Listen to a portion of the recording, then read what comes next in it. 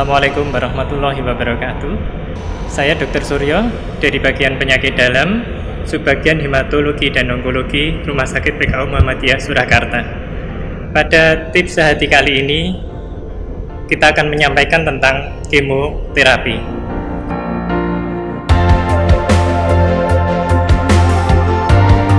Kemoterapi adalah salah satu bagian dari terapi komprehensif atau terapi yang menyeluruh terhadap penyakit kanker. Penyakit kanker sendiri perlu diatasi oleh multidisiplin, oleh berbagai disiplin ilmu untuk mendapatkan hasil pengobatan yang sebaik-baiknya. Pasien dengan penyakit kanker, yaitu kanker itu adalah pertumbuhan dari sel ganas di dalam tubuhnya, perlu mendapatkan terapi yang tepat dan komprehensif. Kadang terapi itu dimulai dengan pembedahan untuk memindahkan sel kanker dari tubuh pasien. Kemudian diikuti dengan radioterapi untuk membunuh sel-sel kanker dengan sinar radiasi.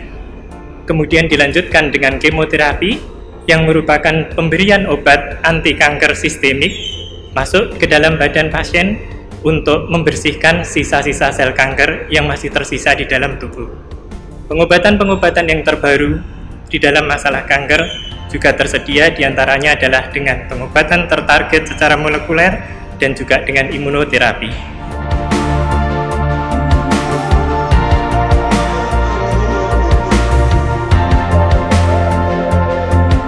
Kita akan membicarakan tentang kemoterapi. Jadi sebagai bagian dari pengobatan kanker secara keseluruhan. Kadang-kadang bertujuan untuk membersihkan sisa-sisa sel kanker. Kadang pembedahan itu tidak cukup memastikan bahwa sel kanker itu sudah terpindahkan keseluruhannya. Maka diperlukan kemoterapi, pemberian obat anti kanker ke seluruh badan pasien untuk memastikan bahwa sel kanker tersebut benar-benar bersih, sehingga pasien bisa kembali sehat sebagaimana sebelum menderita kanker.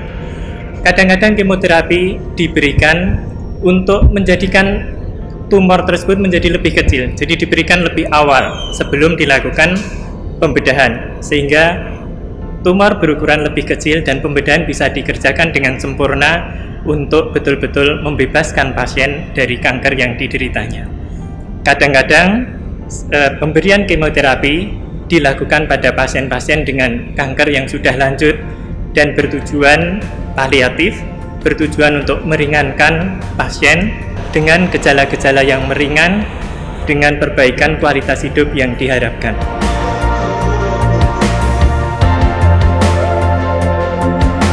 Kita sudah mengetahui bahwa obat kemoterapi memang obat yang keras, obat dengan efek samping yang cukup berat yang bisa dirasakan oleh pasien.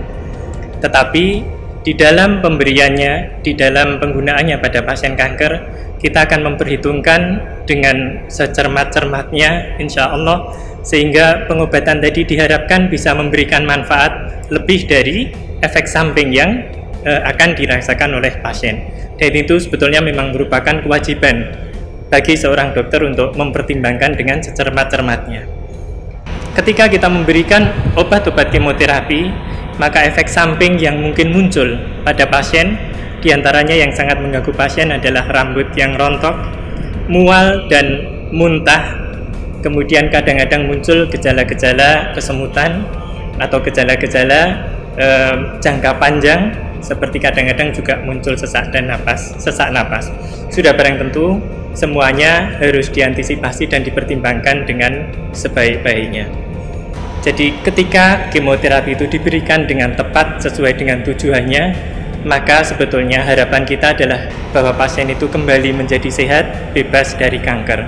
Sekalipun demikian, pada kondisi-kondisi tertentu, ketika bebas dari kanker itu sudah tidak dimungkinkan, maka pemberian obat kemoterapi kadang masih bisa diharapkan untuk meringankan kondisi-kondisi pasien, meringankan apa yang dirasakan oleh pasien.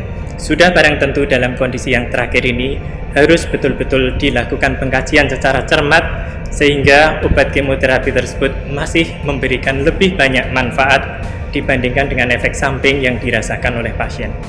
Tetapi pada kondisi-kondisi tertentu, pada penyakit kanker tertentu, karena perlu disampaikan bahwa kanker itu bermacam-macam dan kadang datang dengan berbagai macam stadium yang berbeda, pada kondisi-kondisi tertentu kemoterapi betul-betul diharapkan bisa menyebabkan atau membawa pasien pada bebas kanker untuk selanjutnya kehidupan pasien. Sahabat Sehati, tetap sehat, tetap semangat. Semoga kita diberikan usia bermanfaat oleh Allah Subhanahu wa taala. Wassalamualaikum warahmatullahi wabarakatuh. Salam Sehati.